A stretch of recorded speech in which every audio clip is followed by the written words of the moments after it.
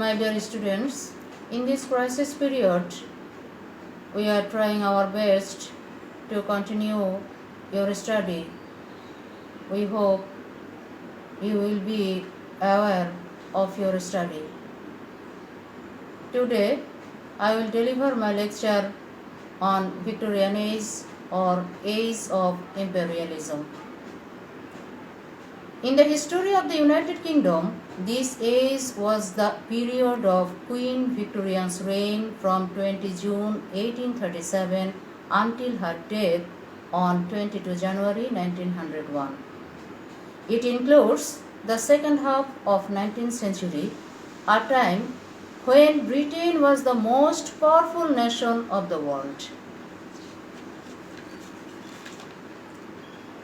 Queen Victoria was the mother of 4 boys and 5 girls. She had 42 grandchildren. Many of them took position in the royal houses of Europe. For this reason, she is called Grandmother of Europe. Queen Victoria reigned. She did not rule. She established a constitutional monarchy.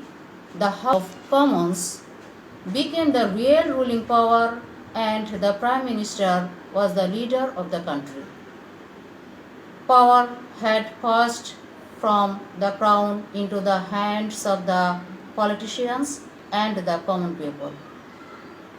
This age spans 63 years.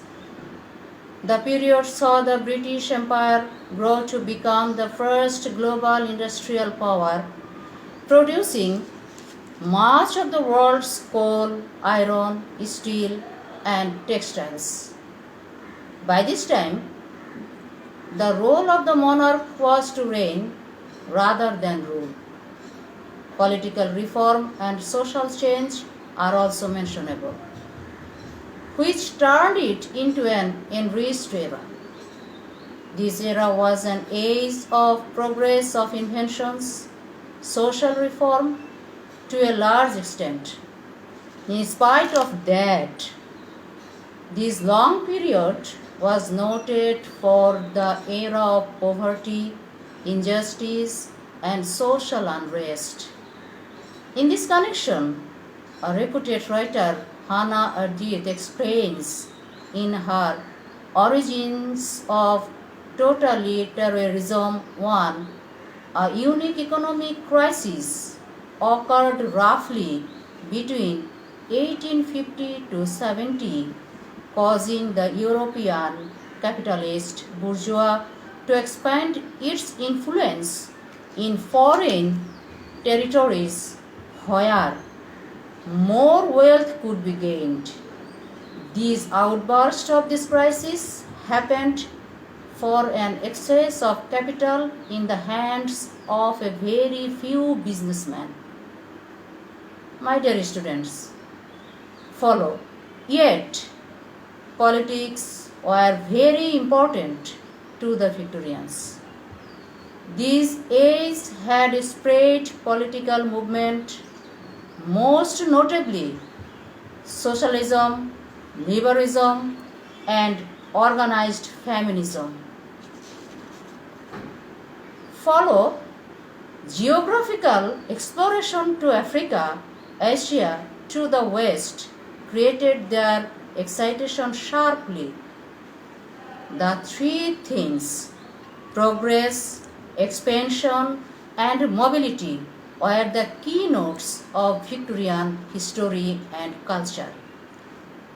Thackeray wrote in the Roundabout Papers, which was written in 1863, he noted, "Your railroad starts the new era."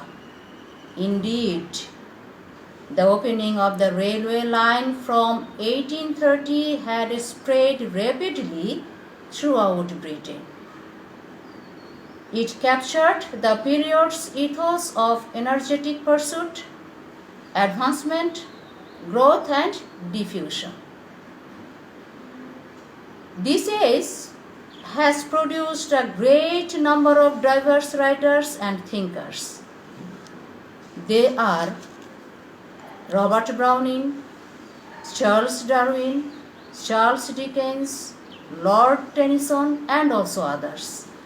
And I will request you, you will study Robert Browning, Charles Darwin, Charles Dickens, Lord Tennyson. Robert Browning, you will study very important poem probably in third year or second year. Charles Darwin is famous for her some theories, fossils. Charles Dickens also. Lord Tennyson's about his, if I want to tell today I cannot finish. Lord Tennyson has written on legend poems, Victorian age, decades of this age, decades of scientific inventions, decades of moral faith, and etc. And others also mentionable for many of their notable writings. I hope you will study of them. Today I will finish my lecture, and I will request you, you will stay home, you will save yourself, and you will study with keen and subtlety. Thank you.